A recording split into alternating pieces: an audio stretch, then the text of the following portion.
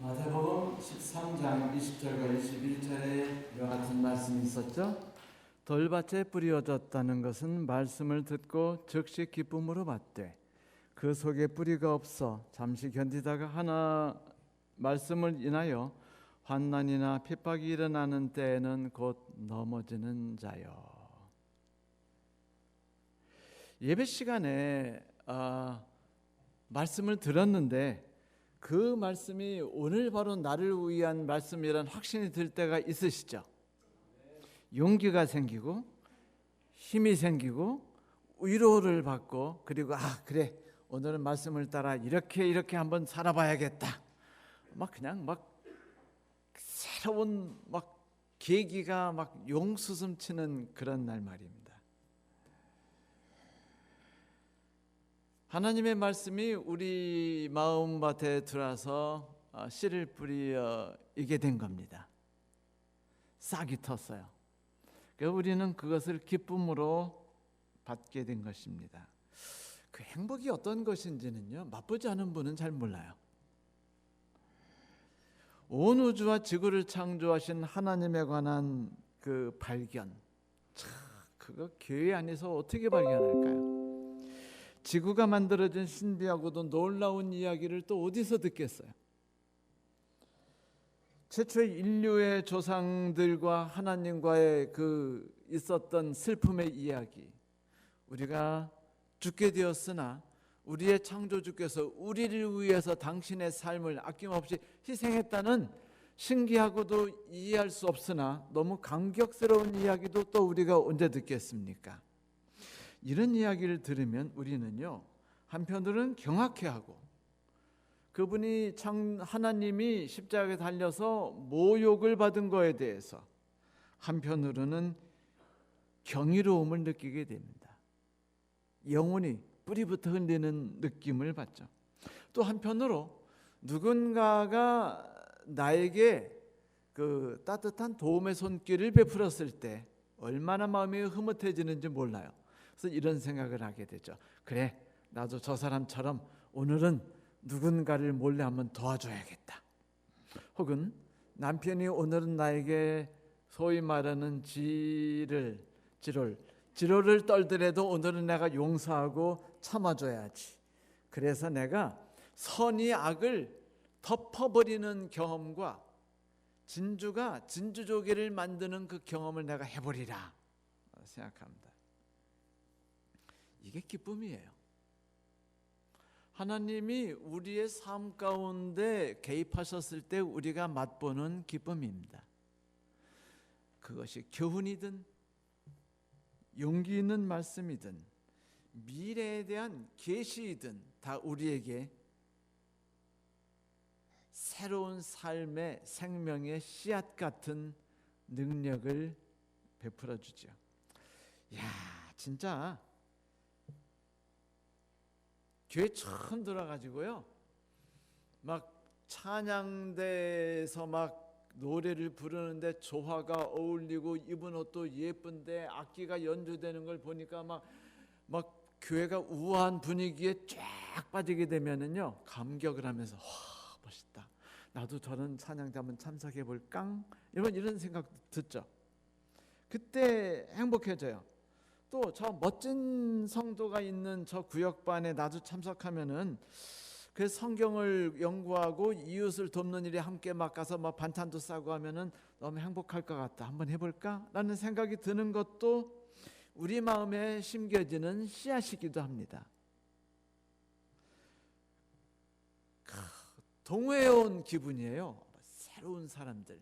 이 직장의 사회생활 살다 보면은 다 우리를 씹고 괴롭히고 빼앗으려고 하고 사기치고 짓누르려는 사람들밖에 안 보여서 맞서 싸우느라고 고통스러운데, 여기만 오면은 반갑게 악수하고 인사하고 뭔가 도울 일이 있는가 찾아보려고 해서 부담을 주기도 하지만, 그러나 뭔지 모르게 푸근하고 행복한 이런 데에 들어와서 이런 참 좋은 동호회구나, 교회라는 게 라고 생각하면서 마음이 행복해지기도 합니다. 그래서 가끔 교회 가는 날이 기다려지기도 해요. 행복하기도 합니다. 이렇게 되면은요, 어디를 가든지 교회 생각이 나요. 안식일 날이면. 이제 어느 가정이 이제 여행을 떠나다가 예배를 드린 날이기 때문에 그래 지나가는 교회 아무 데나 서서 예배 좀 드리자. 그러고 가던 차에 이렇게 두리번거리니까 경찰관이 지나가요. 그래서 묻습니다. 경찰관 아저씨, 예배를 좀 드리고 싶은데 교회 좀 하나 좀 알려주세요. 그러니까 경찰관 아저씨 가까이 오더니 친절하게 이렇게 약도를 그려주고 교회 이름을 적어줬습니다. 그래가지고 그분이 가르쳐준 대로 교회를 가는데 웬걸, 이놈의 경찰관이 나를 괴롭히려고 그랬나. 그 교회를 가는 동안에 3개, 4개, 5개 교회가 지나가지는 거예요. 옆에 놓고. 그런데도 불구하고 사람이 이상하게 하나의 마음을 품으면은요, 지나가는 곳이 편하더라도 쉽게 들려지지 않죠. 관상의 법칙에 의해서. 그래서 이제 그 교회 가서 말씀을 듣고 은혜를 받고 교회에서 나와서 이제 다시 차를 타고 여행을 떠나려는데 경찰관을 또 만났습니다. 그래서 저는 뭐 얄궂은 경찰관에게 한번 물어나 봐야겠다. 도대체 왜 나를 여기로 보냈는지. 그래서 물었어요. 경찰관 아저씨, 네, 뭐를 도와드릴까요? 아니, 제가 오는 동안에 많은 교회를 지나쳤는데 왜 이 교회를 가라고 하셨습니까? 아, 좀 멀었죠? 네, 멀었습니다. 제가 이 구역을 순찰하고 다니면서 보면은 예배 끝나고 나오는 그 교인들의 얼굴이 밝은 교회가 있고 그 우울하거나 어두운 교회가 있는데 이 교회는 지나갈 때마다 밝더라고요. 그래서 손님이 기양 예배 드리는 거 그것서 예배 드렸으면 하는 마음에 소개해 드렸습니다. 진짜지. 예수 믿으면은요, 뭐 그냥 엎어져도 대박이 터져요. 엎어진 곳에 뭐 그 옛날 300년 된 금돈이 발견된다든지 뭐 이런 거죠. 바닥에 뭐 이렇게 전선줄이 있나 하고 잡아다녔더니 200년 전에 금화 이런 것이 발견되고, 야, 진짜 예수 믿으니까 좋다. 나가 갖고 있는 삶에다가 플러스 좋은 일, 플러스 행복한 일, 플러스 마음의 위로가 되는 일들이 자꾸 터지니까 교회 다니는 일이 좋은 거예요. 그런데 이 교회 다니는 일이 좋아서 이제 그래, 맞아, 하나님 말씀대로 이해하고 사랑하는 게 참 좋은 거야, 그렇게 살아보자. 하나님이 우리에게 주신 위로로 인해서 우리가 오늘도 하나님의 힘을 얻어서 어려운 세상을 믿음으로 파헤쳐나가는 것이 가치가 있다 하니 한번 해보자 라는 생각을 가지고 신이 나가지고 이제 나가려고 하지만, 또 여러분 신앙생활 조금 이렇게 발 점거 보면은요, 불편한 게 많아요. 그러니까 이제 인간 인지상정이라 인간이 기본 정서가 그래요. 나의 삶을 송두리째 뒤집는 건 싫습니다. 아무리 좋은 거라도. 그러나 내 삶은 가만히 놔두고 뭔가 좋은 게 들으면은 플러스로 들으는 거는요, 그게 뭐든지 다 좋은 겁니다. 그러니까 내 삶이 뿌리채 흔들리는 것만 피하면 돼요. 적당한 인테리어 정도만 와주면 좋습니다. 신앙생활도 이러면 좋은데, 그렇죠? 이상하죠. 세상 일이 그렇게 순조롭게 돌아가지 않는다더니 이놈의 교회 들어왔는데도 똑같은 거예요. 교인들이 자꾸 내 가정사에 뭐 간섭하는 것 같은 느낌이 들고 부담이 갑니다. 자꾸 전화번호 물어보고, 그 다음에 자꾸 옆에 와가지고 뭐 그냥 이것저것 물어보는 게, 아니 형사도 아니고 왜 뭐 사사건건 뭐 나에 대해서 알아보려고 하나, 뭐 이런 생각도 들어요. 괜히 만지니까 짜증이 납니다. 왜냐하면 가까이 오는 거 싫거든요. 교회가 나를 기쁘게 해줘야지 괴롭게 하는 건 원치 않지 않습니까? 그래서 적당히 발만 담궈야겠다 라고 이제 생각합니다. 이렇게 우리는요, 하나님께서 우리의 삶 가운데 들어와서 뭔가 좋은 씨앗을 뿌리려고 하실 때 그 삶이 나의 삶의 기본적인 것을 흔들리지 않은 채 플러스 알파로 올 때는 기분이 좋습니다. 그래서 그거는요, 언제든지 오케이, 언제든지 아멘이에요. 생각해 보세요. 지나가다가 갑자기 어느 사람이 지나가다가 5만 원 뚝 주고 가면 행복해요, 안 행복해요? 행복하죠. 아니, 이런 삶은 좋은 거예요. 나의 삶이 파괴되지 않으니까. 그런데 뭐라고 말하니까? 여기에 말하기를 씨앗이 땅에 심겨졌어요. 씨앗이 보니까 땅이 기름진 것 같고 냄새도 좋고 물도 있는 게 같은 게 좋은 것 같아서 이제 그 뿌리를 내리려고 이제 힘을 씁니다. 그래가지고 이제 뿌리가 살살살살 해가지고 땅을 이제 녹여가지고 이제 땅 속으로 들어가는데 뭔지 모르지만 땅이 씨앗을 받아들이기는 받아들이는데 깊게 안 받아들이려고 하는 거예요. 적당히만 두르라고 막고 있어요. 너무 파헤치는 건 싫다. 약간만 들어와서 나를 약간만 행복하게 하고 약간만 즐겁게 하라는 식으로. 그래서 뿌리가 박다가 포기하고 있는데 아침에 햇빛이 쫙 올라오니까 씨앗이 자체 수분도 거의 말라가는 와중인데 공기도 별로 없고 물도 없어가지고 빨아들일 힘이 없어가지고 내놨던 그 요만한 싹이 다 햇빛에 타 죽어버린 거예요. 그러니까 땅은 씨앗이 들어가지고 행복했죠. 처음에는 사과 씨앗인가 봐. 그러고 이제 꿈과 희망에 빠집니다. 그래, 내 땅에 사과 씨앗이 왔으니까 잘 키워가지고 사과밭을 만들어 보자. 그런데 이놈의 사과 씨앗이 내 삶을 괴롭히는 건 싫어요. 그래서 너무 깊게 뿌리를 박지 않으려고 막았더니 어떻게 된 거예요? 씨앗이 햇빛에 닿아가지고 죽어버렸어요.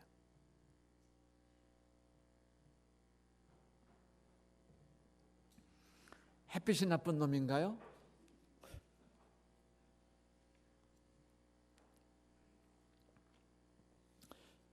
우리가 지난번에 말씀을 나눴듯이 햇빛이라는 건 유용한 존재입니다. 그건 에너지예요. 에너지가 이 땅에 쫙 하고 내리면 식물이 땅에서 물을 빨아들이고 대기에 물을 나눠주면서 영양분을 같이 흡수하고 태양빛을 받아가지고 에너지를 만들어가지고 지구상에 생명이 넘치도록 만들어줍니다. 그래서 식물이 세 번째 날 만들어진 거예요. 식물은 세 번째 날 만들어졌어요. 네 번째 날부터는 그 안에 사는 존재들이 전세 들어와 사는 건데 세 번째 날까지는 집처럼 만들어지는 거였거든요. 그런데 이 식물이 살아가기 위해서 필요한 것들이 뭐냐면 햇빛입니다. 영양분이죠. 땅이에요. 여기서 물과 영양분을 빨아들이죠. 그 대체 공기가 있어요. 이 모든 걸 가지고 살아가는데 그 모든 것이 피차에 도움을 주거든요. 그런데 인간에게 생명을 주는 가장 중요한 존재인 햇빛이 우리에게 유익을 주지 못하고 해를 줄 때가 있다는 것이죠.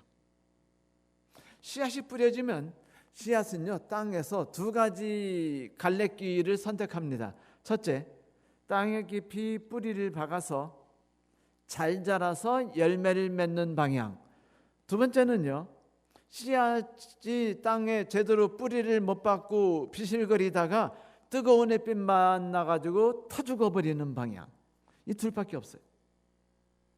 지난주에 우리는 이제 새에 대해서 배웠죠. 새가 가만히 보니까 좋은 감동, 좋은 말씀이 어떤 사람에게 들을 때 그 사람을 무신경하거나 분주하게 만들어서 그 말씀이 그 마음속에 못 들어오고 있다가 새가 톡 집어먹고 끝내버리는 경우가 슬픈 일이라고 말했죠. 이번에는요, 받아들이긴 받아들여줬는데 내 인생에 너무 깊이 들어오지 않기를 바라는 토양이 문제인 겁니다. 그러니까 마귀는 좋아요. 좋아. 지난번에 내가 못 봐서 갔지만 이번에는 내가 너를 처리하고 말겠어. 그리고 계속 꼬십니다. 너무 깊이 뿌리를 박게 하지 마. 그거 너의 삶에 불편함을 많이 끼친다 라고 이야기하는 겁니다. 우리의 삶에 일어나는 것이 바로 그런 거예요. 이런 일이 터지죠. 이제 예를 들어보면은 내가 이제 목사님으로부터 말씀을 들었어요. 형제를 사랑하고 용서하라는 거였는데 얼마나 감동받았는지 모릅니다. 그것이 그렇게 축복의 길인지 몰랐어요. 그게 그렇게 나의 삶을 새롭게 바꾸는지 몰랐어요. 인생의 새로운 쾌감과 희열과 그리고 누군가를 용서했을 때 서로 간에 둘이 하나가 됐을 때 느끼는 행복감이 무엇인지 이제 막 맛보고 그래 나도 이렇게 살아보리라 결심합니다. 그래서 집에 갔는데 옆집의 아저씨가 후딱딱 나를 보더니 튀어나오더니 뭐라 했냐면 집 관리 좀 잘하고 가란 말이야. 교회 갔는지 뭔지 모르지만 왜 이따구로 집 관리하고서 가는 거야. 당신이 지금 교회 간 동안에 지금 어떻게 된 줄 알아? 당신네 닭들이 우리 집에 와가지고 수소나를 다 밟고 까고 밭이 엉망이 됐단 말이야. 어떻게 할게요? 책임질게요? 이거 얼마나 귀한 줄 알아? 내가 얼마나 정성을 들여 이것들을 심은 줄 알아? 책임져라고 말하면서 아니 자네 지금 얼굴 표정 보니까 미안하다는 표정도 없고 그런데 아주 기분이 나쁘네 뭐 이런 식으로 말하면은요 좀 아까까지는 옆집에 철수 씨한테 잘해주리라 라고 했던 생각이 다 어떻게 되죠? 바람에 날아간 겨처럼 싹 사라져 버려요. 뭐 형제를 용서하라고 개뿔 그래요 여러분. 형제를 사랑하고 형제가 준 잘못을 용서하라는 거는요 말은 편한데 막상 부딪히면 이거 쉽지 않아요. 오늘은 남편에게 잘해줘야지. 근데 남편이 술 거나게 취해가지고는 소리 지르면서 뭐 집안을 어떻게 이따구로 그냥 하면서 먹고 사느냐는 둥 네가 그러고도 뭐 그 밥을 먹고 사느냐는 둥 뭐 그렇게 막 시끄럽게 떠들어대면은 갑자기 남편이 아니라 저놈의 인간이 돼버려요. 저놈의 왼수가 되면서 용서하고 싶은 생각이 안 납니다. 여러분 사람에게요 나에게 잘해주는 사람에게 잘해주는 거는 쉬워요. 그렇죠? 근데 나에게 잘해주지 않는 사람에게 잘하는 건요 우리 힘으로 잘 안 됩니다. 그 뭐가 필요한지 아세요? 하나님의 은혜가 필요합니다. 근데 신기하게 하나님의 은혜가 부어지는 것도 그때예요. 그런데 만일 우리가 바로 그 결정적인 순간, 그렇죠? 결정적인 순간에 하나님의 은혜가 나의 삶에 쏟아 부어지려고 준비된 순간에 만약 내가 마음의 밭을 열려고 하지 않는다면 그때는 은혜가 나의 마음에 들어오는 것을 못하게 되죠. 그리고 내 안에 담겨졌던 행복하게 만든 그 씨앗은 죽어버리는 겁니다. 그런데 씨앗이 죽었다, 말랐다, 잘 뿌리가 안 박는다는 건 결정적으로 땅이 어떻게 됐다는 말입니까? 단단하다는 얘기예요. 땅이 단단하다는 개념이 뭔지 모르겠으면요 집에 화분에 식물 키워보시면 압니다. 요즘에는 화분을 파는 분들이 다 아주 얄궂게 키우셔요. 요 국화 예쁘죠? 땅에 심겨진 국화는요 잘 자라는데 요거는요 2-3일만 물 안 주면 금방 시들어버리고요 아무리 물 잘 줘봤자 얼마 지나면 다 죽어버려요. 왜냐하면 요 밑에 흙은 요만큼이고 나머지는 다 스티로폴로 가득 채워가지고 다 이거 가짜 식물이기 때문이에요. 어차피 잘 자라지 못하고 빨랑 죽어버리도록 만든 애초부터 그렇게 설계된 식물이기 때문에. 그런데 우리 집에 있는 화분도 똑같아요. 첫 해는 잘 자라요. 두 번째는요 이상하게 첫 해만큼 그 꽃도 잘 안 피고 잘 안 자랍니다. 물을 주면은 쭉 빠지는데 식물이 잘 안 자라요. 그래서 하루는 제가 물어봤더니 장로님이 뭐라시냐면 물을 주면은 화분의 물이 옆으로 빠져나간대요. 흙을 적시지 않고 화분과 흙 사이에 옆은 면으로 해서 쭉 빠져나가기 때문에 흙은 전혀 적시지 않는다고 말하셔서 제가 놀랐죠. 분갈이 않으면 화분 중앙의 흙은요 굳어져 버렸고 물이 안 들어가고 공기도 들어가 있지 않고 그리고 대기에 있는 그런 균들이 들어가지 못하기 때문에 단단한 땅이 됩니다. 그리고 식물이 거기서 살아가기가 힘든 땅이 되죠. 이러면 씨앗을 뿌리기가 힘들어집니다. 아주 고통스러워져요. 답은 뭐밖에 없냐면요, 씨앗이 뿌려지기 위해서는 사람의 마음밭에 어떤 준비가 되어 있어야 하냐면 갈아엎어져야 된다는 거예요. 씨앗이 잘 심겨지려면 농부는 반드시 하는 일이 있어요. 로타리질이죠. 제가 원주에 가서 이번에 그 약혼을 캤거든요. 꼭 우리를 시켜요. 그래서 약혼을 캤습니다. 근데 약혼을 캐면서 제가 충격받은 게 뭐냐면요, 그 약혼을 캐는데 쭉 보면 쭉 빠져요. 그 흙이 덩어리 나오지 않고 단단한 흙이 없고 흙이요 다 알갱이로 돼 있어요. 그래서 제가 놀랐어요. 얼마나 땅을 잘 가꿨으면 뽑았을 때 흙이 단단한 흙이 요만큼도 보이지 않을까. 그분이 뭐라는 줄 아세요? 봄에 엄청나게 갈고 퇴비를 아주 많이 줘서 썩혔기 때문에 흙이 가을이 되더라도 부드럽대요. 그래서 만지면은 막 이렇게 만지면은요 알갱이 진 게 그래놀처럼 알갱이져 가지고요 습기가 먹어 가지고 이게 부드럽게 쭉 떨어지는 걸 느꼈습니다. 그러니까 안에 있는 식물이 잘 자랄까요, 안 자랄까요? 잘 자라요. 그분이 농사를 잘 짓는다고 하시더라고요. 그래요. 식물이 잘 자라는 방법은 하나밖에 없는데 토양이 부드러워져야 된다는 겁니다. 근데 토양이 부드러워지기 위해서 필요한 일이 뭐죠? 로타리질입니다. 그리고 식물이 원하지 않건 원하든 간에 퇴비가 부어져 가지고 로타리질을 통해 완전히 막 뒤바뀌어 섞이는 거예요. 누가 우리가 살고 있는 집을 인테리어 해가지고 싹 인테리어만 해주겠다, 기분 좋아요. 근데 누가 와가지고 사는 집이 불편해 보이시는군요 하고 때려 부시겠다고 말하면 어떻게 해요? 그땐 불편해지죠. 그렇지 않습니까?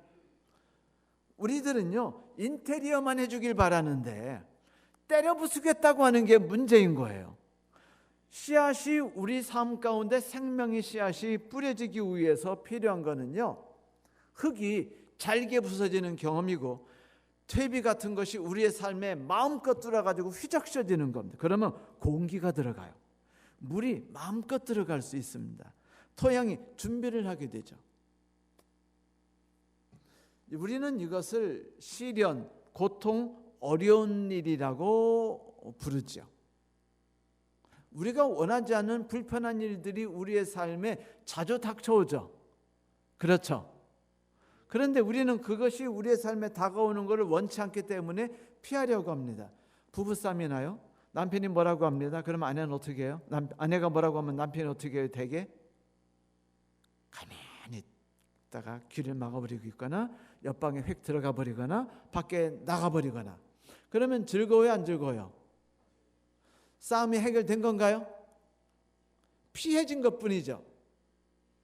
이렇게 고통이 올 때 그 고통이라는 것이 나의 삶을 휘젓지 않도록 막으면 나는 나를 변화시키지 않으려는 겁니다. 아내의 잔소리가 내 삶을 변화시키지 않게 하려 함으로라 라고 말하면서 내가 쌓은 단단한 흙을 절대로 파헤쳐지도록 허락하지 않겠어 라고 말하면은요 나는 내 정체성을 유지할지 모르지만 아내가 나를 로타리질 하려고 하는 것을 허용하지 않았기 때문에 이제 직장 끝나면은요 이혼해요. 고통이라는 것이 그런데 만났을 때 편하지 않습니다. 그러니까 웬만하면 남편들이 그냥 옆방으로 확 들어가거나 에이씨 그러고 뭐 담배 핀다고 밖으로 나가버리겠어요. 그 순간과 그 시간이 견디기가 힘들기 때문이에요. 그렇지 않습니까? 여러분 혹시 이 영화 보셨어요? 에반 얼마이티? 에반 얼마이티 영화 보신 분? 이반 얼마이티인가요? 뉴욕에 한 의원이 있었어요. 이분이 이제 초짜 의원이 됐습니다. 의원이 돼서 신이 났어요. 와, 이제 나도 드디어 이제 돈을 벌게 됐어. 명예를 얻게 됐어. 앞으로 신나는 삶이 내 앞에 펼쳐져 있어. 그게 좋아 죽겠는데 이 사람을 의원 만들어준 사람이 꿈이 있었어요. 아주 나쁜 짓을 해가지고 돈을 대박 버는 것이었어요. 그래서 이 초짜 의원을 꼬셔가지고 그 일을 진행시키고 있었는데 하나님이란 분이 나타나셔가지고 이바나, 이제부터 내가 내게 명령을 내리노니 노아 방주를 짓거라 라고 말씀하셨습니다. 아니, 뉴욕 한가운데 무슨 노아 방주입니까? 그래서 이 사람이 내가 뭐 그냥 꿈꾼 거겠지 라고 생각했는데 아니에요. 자꾸 하나님 명령이 내려오고 갑자기 막 그 턱에 수염이 막 이렇게 막 자라고 막 노아처럼 막 머리가 자라질 않나? 옷이 바뀌어 입히질 않나? 그리고 막 원하지도 않았는데 막 거대한 나무들이 막 그냥 막 쌓여 오질 않나 택배로. 이상한 일이 자꾸 닥치니까 이 에반이요 너무 고통스러워합니다. 힘들어요. 아니 나는 원하지 않아요. 나는 내 삶이 지금 즐겁고 내 삶이 좋아요. 그런데 내가 의원이라는 삶을 모두 망가지도록 하면서 내가 노아 방주를 지어야겠습니까? 세상 사람들이 다 욕할 텐데요. 아내 그러지 않나 아내가 뭐랬냐면 여보 취미생활로 조금 똑딱거리는 목수질은 내가 허용하겠는데 의원 일은 계속 해야지. 집안을 생각해. 자식들이 둘이나 있잖아. 근데 당신 뭐 하는 거야? 왜 자꾸 온 삶을 거기다 쏟아부으려고 그래? 남편이 드디어 노아 방주를 짓기 시작했거든요. 여러분 생각해 보세요. 거대한 공원에다가 나무가 산더미처럼 쌓여있고 방주를 짓기 시작합니다. 막 방송국이 와서 이상한 일이라고 사진을 찍기 시작. 카메라가 돌아가요. 그러더니 갑자기 코끼리가 몇 마리 날아오더니 막 목재를 날아 들어주고 원숭이들이 막 뭐 망치 갖다 주고 막 이런 일이 생겨납니다. 신기해요. 이분이 계속 방주를 져요. 근데 고통스러워요. 왜냐하면 이렇게 하다가 보면 의원 일 어떻게 되겠어요? 쫓겨납니다. 그러니까 아내가 남편을 설득하다 포기하고는 화가 나가지고 애들을 데리고 당신하고는 절교야 라고 말한 다음에는 친정으로 날아가 버립니다. 친정으로 날아가면서 씩씩거리고 가다가 이제 배가 고프니까 중간에 이제 길가에는 레스토랑에 들어갔는데 레스토랑에 들어가서 이제 식사를 하려고 하는데 거기 있는 그 저만 아저씨 할아버지인데 머리가 허연 그 신이 어떤 신이 아니야 그분이 누구라고 생각하면요 모건 프리먼이라고 생각하면 딱입니다. 실은 그분이에요. 모건 프리먼이 이제 신이신데 하나님인데 점원으로 나타나가지고 이제 음료수도 주고 물건도 주면서 둘이 이야기를 합니다. 그 아내하고 이야기하니까 아내가 그래요. 인생이 고통스럽고 너무 힘들고 왜 내게 이런 일이 닥쳐오는지 모르겠고 나는 행복한 가정을 원하는데 시련이 닥쳐오고 그래서 나 지금 친정으로 남편을 떠나가고 있다고. 남편이 마음을 바꾸기를 바란다고. 그러자 이 모건 프리만이 분장한 신이 그 점원이 됐죠. 지금 점원이 이 아줌마에게 이런 질문을 던져요. 질문 하나 여쭤볼게요. 누가 인내를 달라고 하면 하나님은 그 사람에게 인내심을 줄까요? 아니면 인내심을 발휘할 기회를 주려고 하실까요? 용기를 달라고 기도하면 용기를 주실까요? 아니면 용기를 발휘할 기회를 주실까요? 무슨 말이냐면 용기를 내려면 막 어려운 일이 막 생기고 나는 부딪혀 나가야 하는 일이 먼저 닥쳐야 된다는 말이죠. 만일 누군가 가족이 좀 더 가까워지게 해달라고 기도하면 하나님이 뿅 하고 마음에 뜨끈뜨끈한 감정이 막 생겨나도록 해줄까요? 아니면 서로 사랑할 기회를 마련하기 위해서 대박 부부싸움을 만들어줄까요?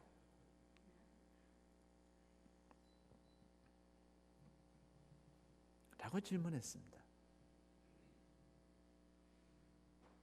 이 아내가 이 이야기를 듣고 많은 것을 느껴요. 그 다음에 남편에게 돌아갑니다. 그 이야기 나중에는 진짜 홍수가 터져요. 비가 막 오니까 막 사람들이 홍수인가 보다 하니까, 그랬다가 좀 있다가 비가 끝나니까 홍수가 아닌가 보다 하고 그러고 에이 사기였잖아 그러는데, 갑자기 그냥 댐이 무너지면서, 왜냐면 부실공사 댐이었거든요. 댐이 무너지면서 그냥 막 쏟아져 내려오는 강물에 난리가 나니까 사람들이 방주에 타고, 방주가 그 물에 휩쓸려 가지고 쫙 가지고 의사당 앞에까지 가는 뭐 그런 재밌는 이야기였습니다. 나중에 한번 보세요. 재밌어요. 성도 여러분, 사람들은요, 하나님이 우리에게 용기를 주길 바라셔요. 하나님 우리에게 인내심을 주길 바라셔요. 하나님이 우리에게 사랑하는 마음을 주길 바라시죠. 하나님 우리에게 용서하는 마음을 주길 바라요. 그럼 너무 행복하거든요. 그런데 하나님은 모건 프리먼의 이야기처럼 기회만 주십니다. 짜증나는 기회, 분통 터지는 기회, 눈물 나는 기회, 좌절하는 기회들. 왜냐하면 그 기회들만이 우리에게 유일하게 용기를 만들어내고 인내를 만들 수 있는 기회가 되기 때문입니다. 그리고 거기에 우리가 맞서 부딪히면서 하나님을 의지할 때 하나님이 은혜를 그 순간에 쏟아내려 부어주신다는 것입니다. 그래요. 이 고난, 어려운 일, 난관, 이것을 성경에서는 마음밭을 갈아 엎는다라고 이야기합니다. 그것을 받아들이는 건 힘들어요. 농부가 쟁기질을 하고 로터리질을 할 때 그 부스러워지는 과정을 받아들이는 것은 흙에게는 매우 큰 고통이고 받아들이기가 힘겨운 일이 아니겠습니까? 그러나 그 일이 지나가지 않고 어떤 일이 일어나겠습니까? 땅은 노타리질이 없이 부드럽게 만들어질 수 없고, 퇴비가 들어가서 섞이게 할 수 없으며, 공기가 들어가게 할 수 없고, 물이 들어가게 만들 수 없어요.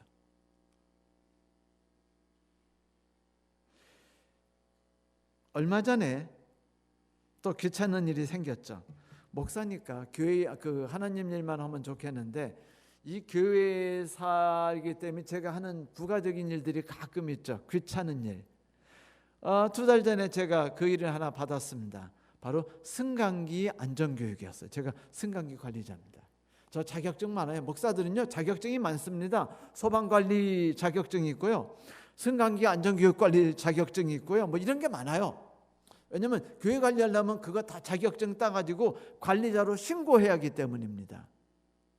그런데 승강기 교육이 있어요. 그럼 돈만 내면 되면 얼마나 좋을까요?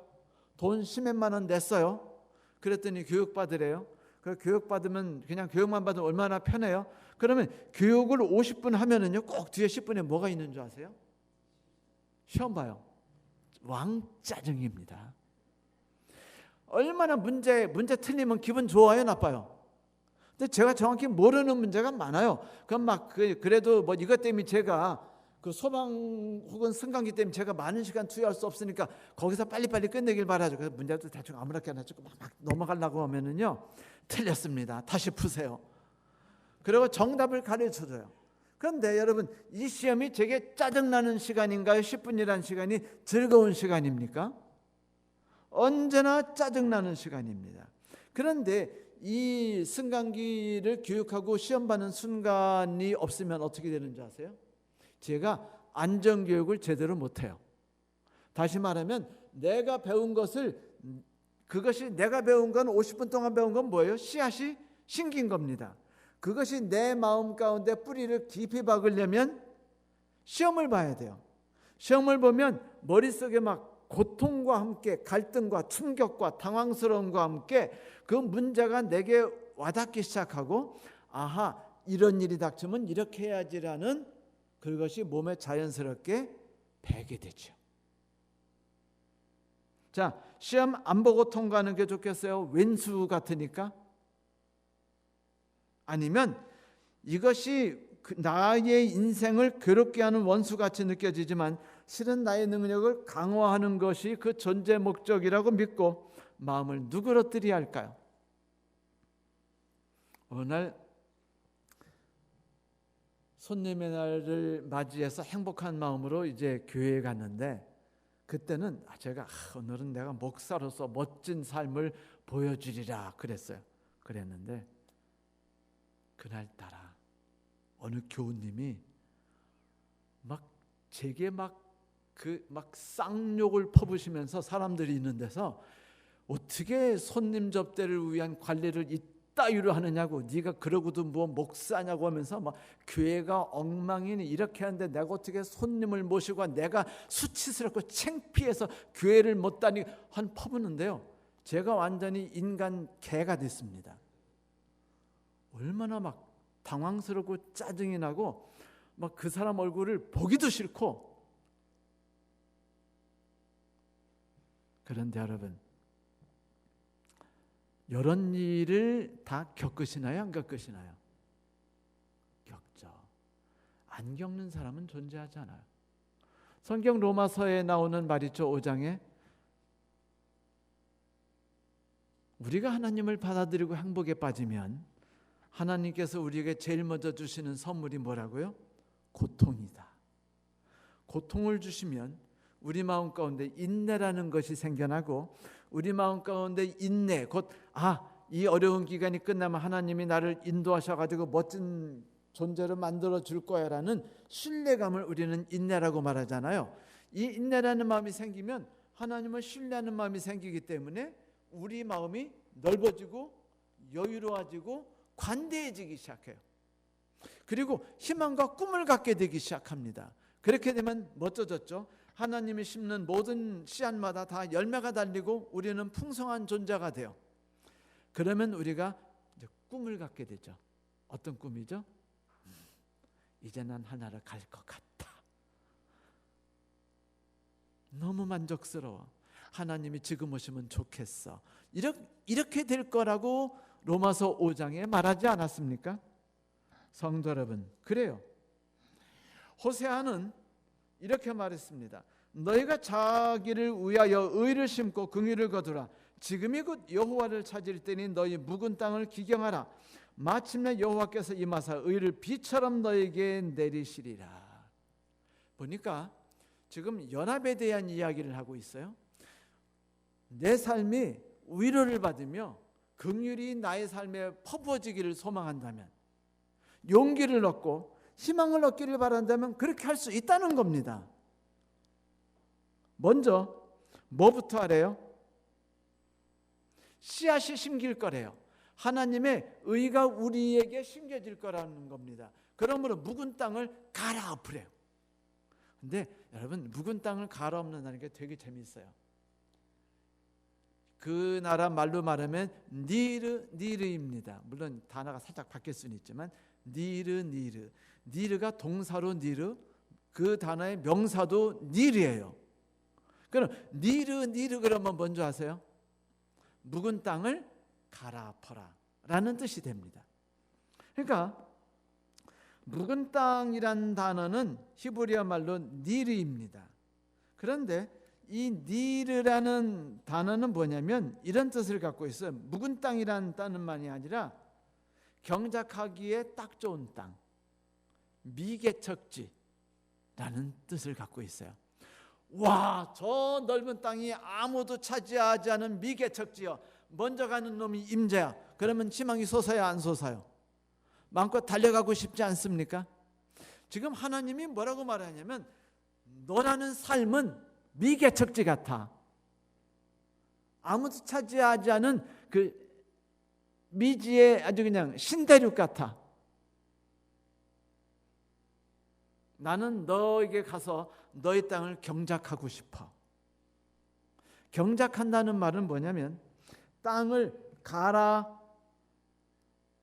새롭게 갈아엎다, 새로 갈다라는 소리입니다. 그러니까 니르라고 말하면 경작하기에 알맞은 땅에 가서 그 땅을 마음껏 갈아엎는다라는 뜻이었어요. 하나님께서는 가치가 있는 땅이 아니면 경작하지 않으십니다. 이 땅은 하나님의 소유가 될 땅이 아니면 갈아엎지 않으셔요. 이 땅이 하나님과 함께 천국에서의 멋진 삶을 누릴 땅이라고 느껴지지 않는다면 왜 갑니까? 남의 땅을 가는 사람이 어디 있어요? 정신 나가지 않으면, 돈을 주지 않는다면 남의 땅을 마음대로 갈겠어요? 갈고 나서 무슨 소리 드는 줄 아세요? 왜 남의 땅을 가라느냐고, 원상태 복구하지 않으려면 돈 내라고 이렇게 말하는 걸 당할 수 있습니다. 친자도 잘못 베풀면은요, 할머니 짐 들어주다가 골목길로 들어갔다가 봉고차에 실리면은 그대로 그냥. 그런데 성경에서 지금 뭐라고 말합니까? 미개척지래요. 마음껏 갈아엎을 땅이랍니다. 너는 희망의 대상이래요. 내가 너를 찍었다고 말합니다. 너밖에 없대요. 너는 나에게 희망이라고 말합니다. 나는 너를 갈아엎어서 너라는 기회의 땅, 가망성의 땅에 아름다운 열매가 달릴 수 있는 나무를 심고 꽃을 심어보고 싶다라고 하나님이 말씀하셔요. 그래서 하나님 말씀하시기를 경작하게 해다오라고 말합니다. 자, 그러면 그 뒤에 뭐라고 말해요? 호세아서에 그렇게 하면 늦은 비가 내리리라, 폭우처럼 내려부으리라. 하나님께서 우리의 가치를 찾으셨어요. 그리고 우리에게 말씀하십니다. 나는 너의 삶이 행복과 만족으로 풍족해지기를 바래. 내가 내 땅을 갈아엎을 수 있도록 기회를 주겠니? 씨앗은 내가 마음껏 심어주마. 만약 우리가 예스 그런다면, 내 삶이 송두리째 흔들리는 거 허락한다면 하나님이 우리 삶을 갈아엎으실 겁니다. 고통이 있을까요? 그놈의 왼수들이 우리를 끝없이 괴롭히고 돈이 날아가고 집이 무너지는 일들이 우리의 삶에 닥치게 될 겁니다. 우리가 원하지 않는 삶, 흔들리는 삶이 다가올 거예요. 그러나 그 시간이 하나님이 우리의 삶에 가장 많이 다가오는 순간이라는 걸 잊지 마십시오. 우리가 하나님과 연합한다는 것이 어떤지를 맛볼 수 있는 최고의 시간이라는 것도 잊지 마십시다. 우리는 가능성이 높은 땅입니다. 그래서 하나님은 우리에게 다가오셨어요. 내가 네 마음의 밭을 갈아엎기를 바라는데 허락해 주겠니라고 말씀하십니다. 성도 여러분, 갈아엎음을 받아보시겠습니까? 바다가 태풍이 불어대지 않으면 밑에 있는 그 영양분이 바다 위로 올라오지 않고 하기 때문에 바다가 살아있는 바다로 만들지 못한다고 하죠. 태풍이 불지 않으면은 그 육지에 있는 모든 나무들이 건강하도록 그 가지 나무 껍질이 찢어지는 경험을 하지 않기 때문에 이렇게 견고하게 성장하는 일을 하지 못한다고 말합니다. 태풍이 다가오거든, 부러치거든, 우리의 삶을 송두리째 휘적시려 하거든, 성도 여러분 이렇게 생각하세요. 하나님이 지금 내 삶에 좋은 씨앗을 뿌리셨구나. 지금 뿌리를 내리려고 하는구나. 내가 갈아엎어지자. 그래서 마음껏 내 안에서 심어져서 햇빛이 뜰 때 그 햇빛이 씨앗을 태워버리는 게 아니라 이 씨앗이 마음껏 자라날 수 있는 기회의 장소로 한번 내가 만들어보자.